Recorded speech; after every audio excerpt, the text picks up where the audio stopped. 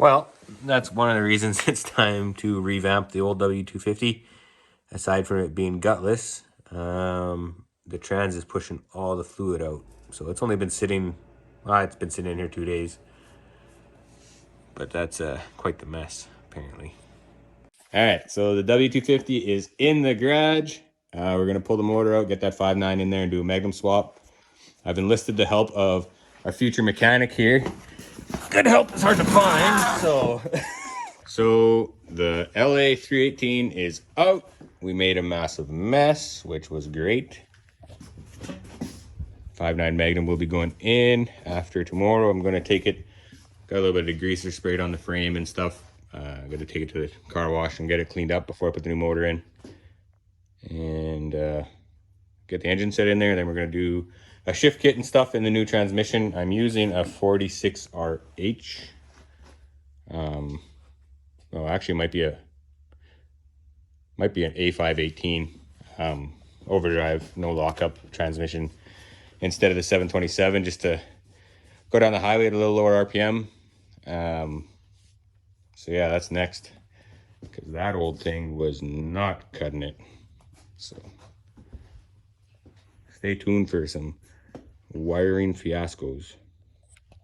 So I'm getting ready to put the 5.9 in the old Dodge here. A couple things to note. This truck, or this engine, was a manual transmission, or came out of a truck with a manual transmission, so the crank sensor is different. I didn't know that. It's actually longer, so I'll have to get one for an automatic transmission. You definitely need to remember to get a flex plate if you're going to be putting it on an older transmission. You'll need, like, this is a 5.9, so this is a weighted flex plate. And another thing you have to do on the older torque converters, the holes don't line up perfectly, so you have to kind of wobble, like widen a hole out right here. So I got it marked. I'm just gonna take a die grinder to that and just kind of oval it out a little bit to get that bolted in. So and the if it was a manual transmission vehicle, you have to get new flex plate bolts, because the flywheel bolts are quite a bit longer than the flex plate ones. So I have those already, but I'll get that done, and then I'll hopefully get this thing sitting in here tonight.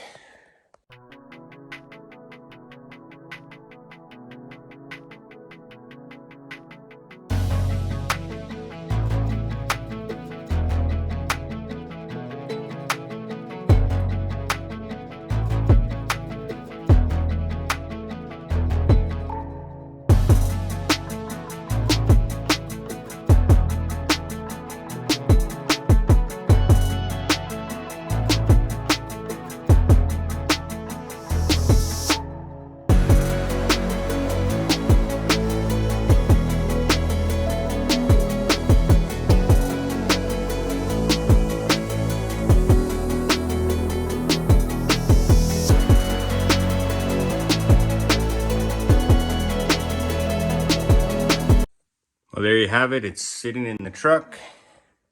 That's it for tonight. I still have to put the transmission in, bolt everything up, new fuel tank, figure out all the wiring and stuff like that. So we'll get back on it tomorrow. The road that is yet to be conquered. Big Blue Beast. What's your confidence level, Braden? What's your confidence level? It's there. It's there? It's there. High, low, low, high? We'll see what happens. Just gonna give her? Just gonna give her. All right, give her.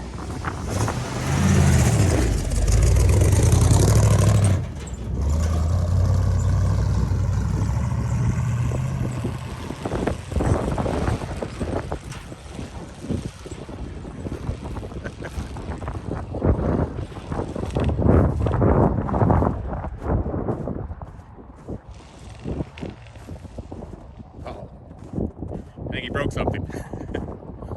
Alright, he's been rescued. Attempt number 2. Transfer case is popping out, so try this.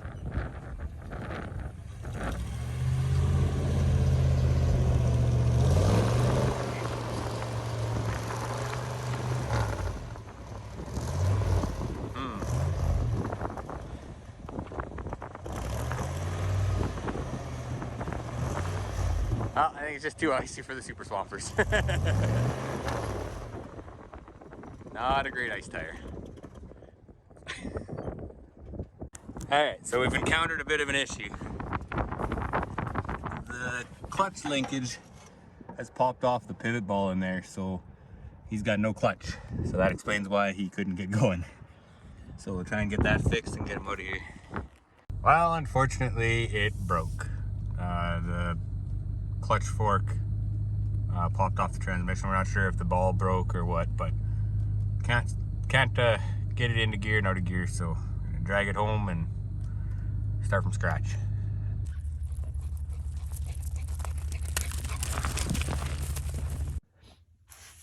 So back to the transmission here, the cutout for the crank sensor. I was just looking, and actually on this transmission, it actually already has the stamp for the, I guess the casting for it. It just wasn't cut out, so that makes it easy for me. So I'm going to cut that out, and then I'm going to try and hoist this up into the truck by myself. Should be fun. All right, so I've got to put the transmission up there. I'm doing this by myself, so could make for an interesting time lapse, I guess, or an epic fail, I guess, too. So let's try it out.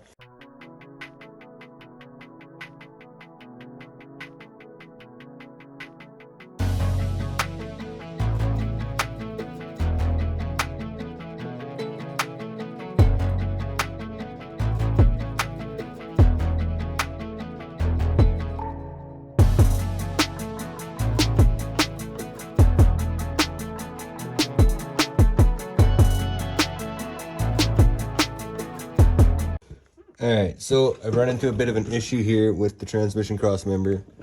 As you can see, my mount is not going to line up. So what I think I'm going to do is I'm going to unbolt the cross member from the frame itself and slide it back, and then just drill new holes, or there might even be existing holes, I'm not sure. No, doesn't look like it. I think that's going to be my best option to get this thing mounted up. And then I can throw the transfer case on and continue moving forward. Alright, so I got the transmission and transfer case in. So apparently I wasn't aware, but the cross members are different for the newer trucks. The mount from the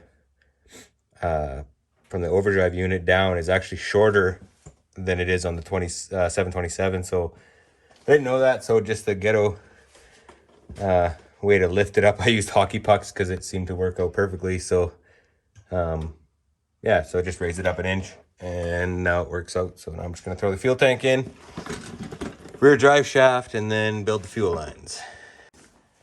So this is the old tank out of the W250 for the carbureted engine. So far, everything looks like this is out of the 93. Looks like it's going to mount up. Obviously you need it for the fuel pump. You could use like an aftermarket inline fuel pump, I suppose, but I had the whole tank, so I'm going to try it. Hopefully it fits.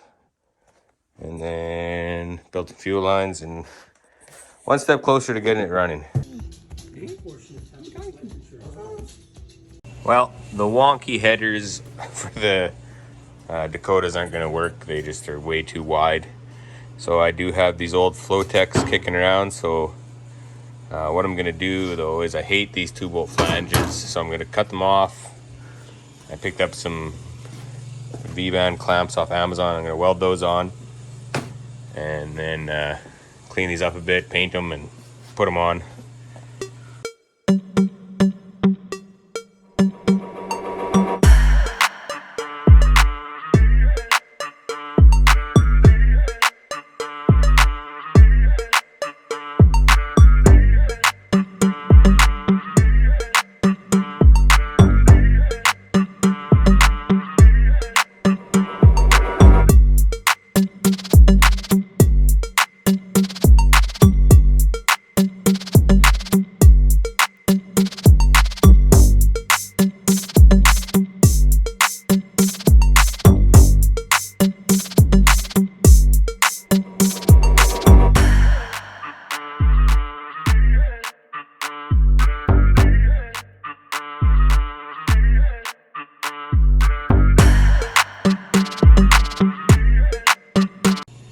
Alright, well I got the flanges welded up on the headers, so I'm going to throw them in the sandblasting cabinet, clean them up now, and paint them. As you can tell, I'm not the greatest TIG welder, but it's definitely fun to do. So, alright, so I got them sandblasted, kind of cleaned up a bit. I'm going to try this flameproof VHT header paint, high heat. I'm not looking for I'm not trying to restore this truck, I just want to daily drive it, so this should work pretty good. Alright, back at it. A little bit more wiring to do because the harnesses are different, but let's see if it'll fire.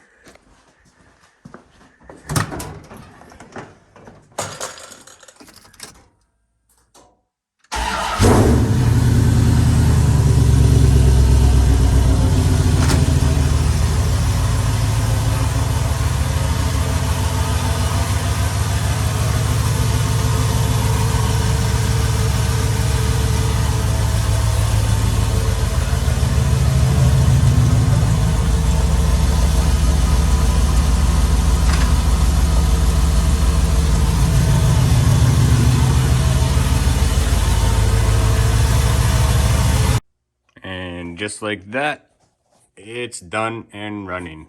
I went ahead and deleted the fusible links just to clean up the wiring. I still got to do a little more wiring yet, but for the most part, it's done.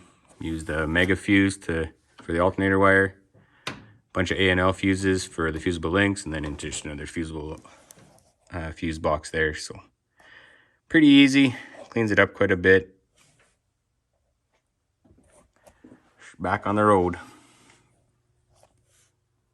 On to the next project, I guess.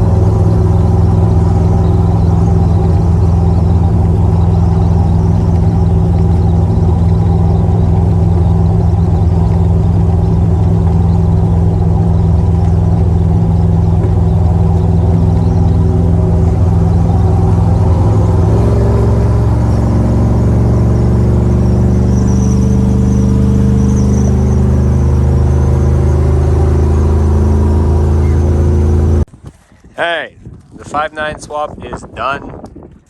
Got Braden's big blue beast here, kind of fixed. We had to limp it home last time. Actually, we had to trailer it home last time. Clutch linkage broke. We're gonna play in some snow and see if having a little more power helps. And then probably get stuck. And yeah.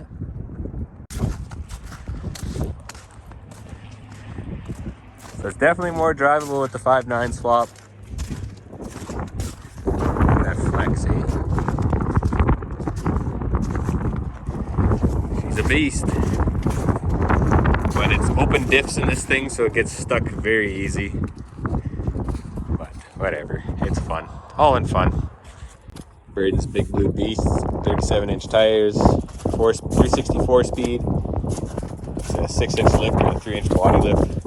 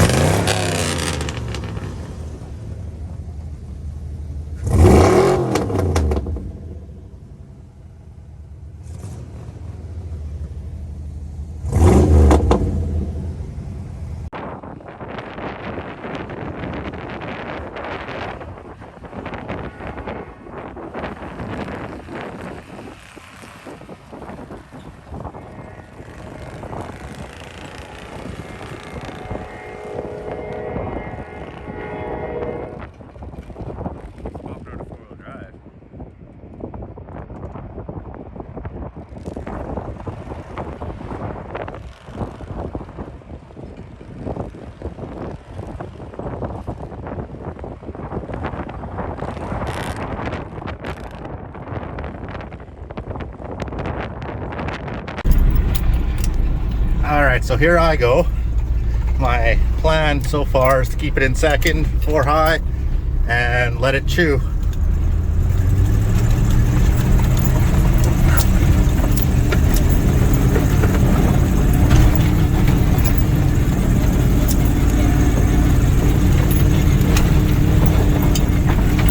Oh, that hurt.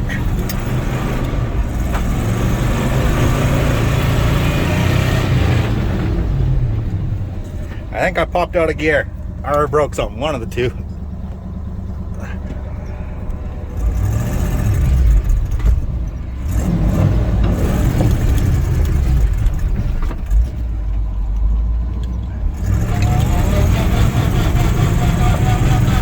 Just let it eat.